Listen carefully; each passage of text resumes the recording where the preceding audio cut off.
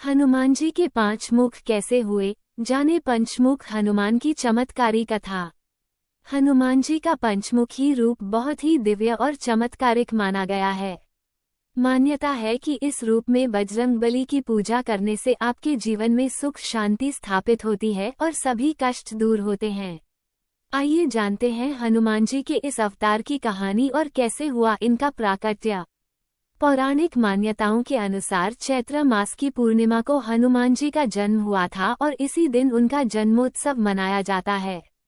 हम आपको हनुमान जी के पंचमुखी अवतार के बारे में बताने जा रहे हैं।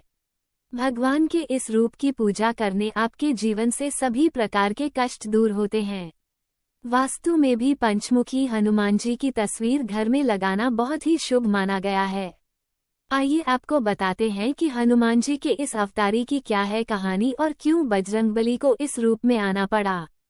हनुमान जी का पंचमुखी अवतार। जब भगवान राम और रावण के बीच में युद्ध चल रहा था तो अपनी सेना को परास्त होता देख रावण ने अपने मायावी भाई अहिरावण से मदद मांगी। अहिरावण मां भवानी का परम भक्त और तंत्र विद्या का बड़ा ज्ञाता था। उसने माया के जाल से भगवान राम की पूरी सेना को नींद में सुला दिया और राम लक्ष्मण का अपहरण करके उन्हें पाताल लोक ले गया। कुछ देर में ही विभीषण को अहिरावण की यह चाल समझ में आ गई थी। उन्होंने हनुमान जी को ये संदेश भिजवाया कि वो पाताल लोक में जाकर भगवान राम और लक्ष्मण की मदद करें। पाताल लोक में जब हनुमान जी पहुंचे तो उनका सामना सबसे पहले अपने पुत्र मकर ध्वज से हुआ। युद्ध में बजरंगबली ने उसे परास्त किया तो फिर वो उस स्थान पर पहुंचे जहां अहिरावण ने राम और लक्ष्मण को बंधक बनाकर रखा था। अहिरावण चूंकि मां भवानी का भक्त था इसलिए उसने 5 दिशा में 5 दीपक मां भवानी के नाम के जलाकर रखे थे।